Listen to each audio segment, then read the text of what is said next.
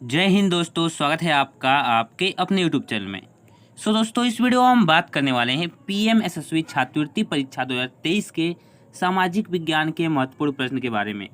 यानी कि इस वीडियो में मैं आपको सामाजिक विज्ञान के 25 ऐसे महत्वपूर्ण प्रश्न बताऊंगा जो कि आपकी परीक्षा की दृष्टि से बहुत ही महत्वपूर्ण है। तो चलिए स्टार्ट करते हैं। और इस पीपीटी में जितने भी 25 के 25 क्वेश्चन कराऊंगा उन क्वेश्चंस को आप तैयार कर लेंगे। खास करके जो बच्चे बैच में हमारे साथ जुड़े हुए हैं वे बच्चे भी इसको तैयार कर लेंगे। तो चलिए स्टार्ट करते हैं। देखिए, पहला क्वेश्चन हमारे सामने है कि अंतर्राष्ट्रीय साक्षरता दिवस किस दिन मनाया जाता है। यानी कि वो कौन सा दिन है जिस दिन साक्षरता दिवस मनाया जाता है। क्या 2 अक्टूबर को साक्षरता दिवस मनाया जाता है, कि 28 फरवरी को, या फिर 8 सितंबर को, या फिर 2 फरवरी को। किस दिन साक्षरता दिवस मनाया जाता है आप लोग कमेंट करके बताएंगे। और इसका सही आंसर है 2 फरवरी। यानी 2 फरवरी को क्या होता है, अंतर्राष्ट्रीय साक्षरता दिवस मनाया जाता है 2 फरवरी को। नेक्स्ट क्वेश्चन है कि एनसीसी की स्थापना किस वर्ष हुआ था। यानी जो एनसीसी है आपका, उसकी स्थापना किस वर्ष में हुई थी। एनसीसी की स्थापना क्या 1948 में हुई थी, 1946 में हुई थी, कि 1942 में, या फिर 1941 में। सभी बच्चे कमेंट करके बताएंगे कि एनसीसी की स्थापना कब हुई थी। क्या 1948, 1946, 1942 या फिर 1941। और मैं आपको बता दूं, जितने बच्चे होंगे पूरे के पूरे क्वेश्चन का आंसर कमेंट करके जाएंगे ताकि उन्हें क्या हो, याद रहे क्वेश्चंस। ओके, तो जितने बच्चे हैं एक बार कमेंट बॉक्स में आंसर लिख के जाएं कि एनसीसी की स्थापना किस वर्ष में हुई थी। तो किस वर्ष में हुई थी एनसीसी की स्थापना, तो जो सभी के सभी बच्चे क्या करें, इसको कमेंट कर दें। और इसका जो आंसर है आपका वो है 1948। यानी कि 1948 में क्या हुई थी, एनसीसी की स्थापना हुई थी। नेक्स्ट क्वेश्चन है कि अफ्रीका का सर्वोच्च पर्वत शिखर माउंट किलिमंजारो किस स्थान पर स्थित है। यानी कि अफ्रीका का जो सर्वोच्च पर्वत शिखर है माउंट किलिमंजारो, वो किस स्थान पर स्थित है। क्या केन्या में, कि मालवी में, कि तंजानिया में, या फिर जाम्बिया में। कहाँ पे वो स्थित है, केन्या में, कि मालवी में, कि तंजानिया में, या फिर जाम्बिया में। तो जो तंजानिया है आपका वहाँ पे स्थित है। अफ्रीका का सर्वोच्च पर्वत शिखर कहाँ पे स्थित है, तो तंजानिया में। तंजानिया इज द क्या है, राइट ऑप्शन। नेक्स्ट क्वेश्चन है कि सती प्रथा पर प्रतिबंध किसने लगाया था। जो सती प्रथा है इस पर प्रतिबंध किसने लगाया था। क्या लॉर्ड डलहौजी ने सती प्रथा पर प्रतिबंध लगाया था, कि लॉर्ड माउंटबेटन ने, या फिर लॉर्ड विलियम बेटिंग ने, या फिर लॉर्ड कर्जन ने। यानी वो कौन था जिसने सती प्रथा पर प्रतिबंध लगाया था। कौन थे जिन्होंने सती प्रथा पे प्रतिबंध लगाए थे। तो मैं आपको बता दूं कि जो इसमें आपका सही आंसर है वो क्या है, लॉर्ड विलियम बेटिंग। यानी कि ये तीसरा वाला ऑप्शन क्या है, सही है, लॉर्ड विलियम बेटिंक। ओके, इन्होंने सती प्रथा पे क्या किया था, प्रतिबंध लगाया था। नेक्स्ट क्वेश्चन आपके सामने है कि सती प्रथा, नेक्स्ट क्वेश्चन है कि भारतीय संविधान में शामिल इकहरी नागरिकता, भारतीय संविधान में शामिल इकहरी नागरिकता किस देश के संविधान से प्रेरित है। जो जो भारत का संविधान है उसमें जो इकहरी नागरिकता है वो किसके आधार पे है। क्या ब्रिटेन के, कि आयरलैंड के, कि कनाडा के, या फिर अमेरिका के, किस संविधान से वो लिया गया है। इसका कहने का मतलब यह है। तो कौन से देश के संविधान से, क्या ब्रिटेन के, कि आयरलैंड के, कि कनाडा के, या फिर अमेरिका के। तो सभी के सभी बच्चे इसको भी कमेंट करेंगे। और जो आपको पता होगा पहले से, तो क्योंकि इसको मैंने एक बार क्वेश्चन को कराया है तो आप लोग जरूर से इसको कमेंट करके बताएंगे। तो जो इसका आपका राइट ऑप्शन है वो है ब्रिटेन। यानी ब्रिटेन से ये लिया गया है। Okay, Britain is the right option, क्योंकि ब्रिटेन में एकल क्या है, नागरिकता है। ओके, ठीक है। नेक्स्ट क्वेश्चन है कि लोकसभा का उम्मीदवार होने के लिए अल्पतम आयु कितनी होनी चाहिए। यानी कि जो लोकसभा के उम्मीदवार होते हैं उनके लिए अल्पतम आयु कितनी चाहिए। लोकसभा का उम्मीदवार होने के लिए जो अल्पतम आयु है वो क्या 25 चाहिए, कि 30 चाहिए, कि 35 चाहिए, या फिर 18 चाहिए। तो 25 वर्ष चाहिए। 25 वर्ष आयु जो आपकी होती है तो आप लोकसभा के उम्मीदवार बन सकते हैं। ओके, नेक्स्ट क्वेश्चन है कि माइकल फेल्प्स किस खेल से संबंधित हैं। जो माइकल फेल्प्स हैं वो किस खेल से संबंधित है। तैराकी से, क्रिकेट से, बिलियर्ड से, या फिर शतरंज से। माइकल फेल्प्स किस खेल से संबंधित हैं। तो जो माइकल फेल्प्स आपके हैं वो तैराकी से संबंधित हैं, क्योंकि वो तैराकी से क्या हैं, जुड़े हुए हैं। ओके, नेक्स्ट क्वेश्चन है कि भारतीय संविधान में वर्णित मौलिक अधिकारों का संरक्षक कौन है।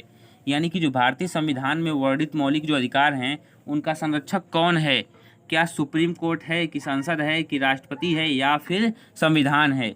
तो जो सुप्रीम कोर्ट है वो आपका राइट आंसर है, क्योंकि सुप्रीम कोर्ट क्या है, भारतीय संविधान में वर्णित मौलिक अधिकारों का संरक्षक है। यानी मौलिक अधिकारों की जो संरक्षण करता है वो कौन करता है, तो सुप्रीम कोर्ट। नेक्स्ट क्वेश्चन है कि भारत गोलार्ध में स्थित है। भारत गोलार्ध में कौन स्थित है। क्या उत्तरी और पूर्वी कि जो भारत है किस गोलार्ध में स्थित है, उत्तरी पूर्वी में, कि दक्षिणी और पूर्वी में, कि उत्तरी और पश्चिमी में, या फिर दक्षिणी और पश्चिमी में। यानी कि भारत किस गोलार्ध में स्थित है, तो किस में है, उत्तरी व पूर्वी गोलार्ध में। भारत किस में उपस्थित है, तो उत्तरी व पूर्वी गोलार्ध में। ओके, नेक्स्ट क्वेश्चन है कि बंजर भूमि के अंतर्गत सर्वाधिक क्षेत्रफल वाला राज्य है। यानी जो बंजर भूमि होती है उसके अंतर्गत सर्वाधिक क्षेत्रफल वाला राज्य कौन सा है। क्या राजस्थान है, गुजरात है, मध्य प्रदेश है, या जम्मू कश्मीर है। तो इसमें बंजर भूमि पूछा है, यानी कि वह मिट्टी जो बंजर हो, और जो उस तरह पूछता कि कौन क्षेत्रफल में अधिक है तो कोई और क्वेश्चन होता, लेकिन इसमें पूछा है बंजर भूमि के साथ बड़ा क्षेत्रफल वाला। यानी कि राजस्थान की भूमि बहुत ज़्यादा बंजर है और राजस्थान क्या है, क्षेत्रफल में बड़ा भी है। यानी कि बंजर भूमि के अंतर्गत सर्वाधिक क्षेत्रफल वाला राज्य कौन सा है, तो राजस्थान है। ओके, नेक्स्ट क्वेश्चन है कि भारत में जजिया कर सबसे पहले किसने लगाया था। यानी कि कौन सा व्यक्ति था जिसने जजिया कर लगाया था। क्या अलाउद्दीन खिलजी ने जजिया कर लगाया था, कि औरंगजेब ने, कि मोहम्मद बिन कासिम ने, कि कुतुबुद्दीन ऐबक ने। तो भारत में जजिया कर सबसे पहले किसने लगाया था, तो जो आपके मोहम्मद बिन कासिम हैं वो क्या है, राइट ऑप्शन है, क्योंकि मोहम्मद बिन कासिम ने जजिया कर भारत में सबसे पहले लगाया था। नेक्स्ट क्वेश्चन है कि गायत्री मंत्र की रचना किसने की है। क्या गायत्री मंत्र की रचना विश्वामित्र ने की, वशिष्ठ ने की, इंद्र ने की, या फिर परीक्षित ने की। तो गायत्री मंत्र की रचना किसने की, तो इसको आप लोग कमेंट करके बताएंगे, क्योंकि जो गायत्री मंत्र है वो बहुत फेमस है, कई स्कूलों में क्या होता है, प्रेयर के रूप में होता है। तो इसकी रचना किसने की थी, विश्वामित्र ने। गायत्री मंत्र की रचना विश्वामित्र ने की थी। ओके, नेक्स्ट क्वेश्चन है कि पतंजलि संकलन के लिए प्रसिद्ध है। जो पतंजलि संकलन के लिए क्या मतलब कि प्रसिद्ध है, योग सूत्र, की पंचतंत्र, या फिर ब्रह्मा सूत्र, या फिर आयुर्वेद। तो इसमें कौन सा राइट ऑप्शन है आपका, तो योग सूत्र। योग सूत्र है, यानी पतंजलि योग सूत्र संकलन के लिए प्रसिद्ध है। जो पतंजलि है वो योग सूत्र संकलन के लिए क्या है, प्रसिद्ध है। नेक्स्ट क्वेश्चन है कि भूकंप की उत्पत्ति के स्थान को क्या कहा जाता है। जो भूकंप की उत्पत्ति का स्थान होता है उसको क्या कहते हैं, ऊपरी केंद्र कहते हैं, कि भूकंपीय कहते हैं, कि फोकस कहते हैं, या फिर उभयचर बिंदु कहते हैं। तो क्या कहते हैं भूकंप की उत्पत्ति के स्थान को। तो जितने बच्चे हैं और जो 29 सितंबर को एग्जाम देने वाले हैं तो इनको क्वेश्चन को आपको अटेम्प्ट करके याद कर लेना है। अभी कभी इन क्वेश्चन को, जितने क्वेश्चन के मैंने आंसर बताए हैं ये सारे के सारे क्वेश्चन आपको क्या करने हैं, याद कर लेने हैं। ओके, तो जो भूकंप की उत्पत्ति के स्थान को क्या कहा जाता है, क्या ऊपरी केंद्र कहते हैं, कि भूकंपीय कहते हैं, या फिर फोकस कहते हैं। तो बच्चों मैं आपको बता दूं कि उसको फोकस कहते हैं। क्या कहते हैं, फोकस कहते हैं। भूकंप की उत्पत्ति के स्थान को क्या कहते हैं, तो फोकस कहते हैं। नेक्स्ट क्वेश्चन है कि भारत सरकार का प्रथम विधि अधिकारी होता है। भारत सरकार का प्रथम विधि अधिकारी कौन होता है। भारत सरकार का प्रथम विधि अधिकारी क्या केंद्रीय कानून मंत्री होते हैं, कि सचिव कानून मंत्रालय, कि भारत के अटॉर्नी जनरल, या फिर सर्वोच्च न्यायालय के मुख्य न्यायाधीश। तो कौन होते हैं, तो भारत के अटॉर्नी जनरल। भारत के कौन होते हैं, अटॉर्नी जनरल। क्या इसमें राइट ऑप्शन है, भारत के अटॉर्नी जनरल। नेक्स्ट क्वेश्चन है आपके सामने कि भारत में बिजली उत्पादन का सबसे बड़ा हिस्सा किस प्रकार की बिजली का है। क्या जल विद्युत सबसे ज़्यादा भारत में होता है, कि थर्मल, की परमाणु, या फिर सौर। कौन सा बिजली का उत्पादन है जो सबसे हिस्सा किस प्रकार की बिजली का है। यानी भारत में बिजली उत्पादन का सबसे बड़ा हिस्सा किस प्रकार की बिजली का है। क्या जल विद्युत होता है, या फिर थर्मल, या फिर परमाणु, या फिर सौर। तो जो इसका राइट ऑप्शन है थर्मल। यानी थर्मल जो बिजली होती है वो क्या होती है, इसका उत्पादन सबसे ज़्यादा होता है भारत में। नेक्स्ट क्वेश्चन है कि देखिए यहाँ पे एक्सप्लेन किया गया है कि तापीय ऊर्जा भारत में बिजली उत्पादन का सबसे बड़ा स्रोत है। यह कोयला, डीजल, प्राकृतिक गैस आदि जैसे ईंधन पर आधारित है। लगभग 56% बिजली उत्पादन तापीय ऊर्जा के माध्यम से होता है। जल ऊर्जा 14% है और परमाणु ऊर्जा क्या है 3% है। ओके, और सब आदि मतलब कि और सब भी है। नेक्स्ट क्वेश्चन है कि पेंसिल में किस निम्नलिखित में से किसका प्रयोग किया जाता है?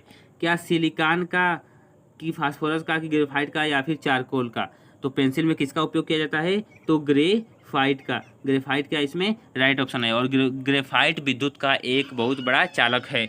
विद्युत का एक बहुत बड़ा चालक है।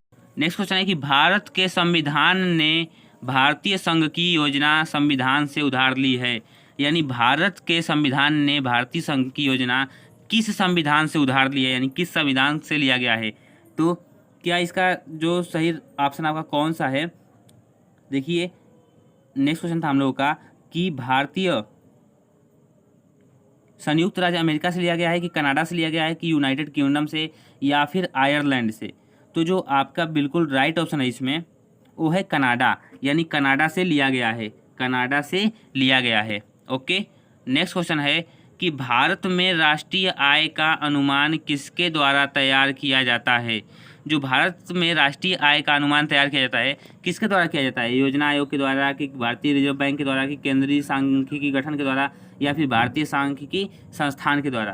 तो इसका राइट ऑप्शन क्या है? केंद्रीय सांख्यिकी संगठन के द्वारा।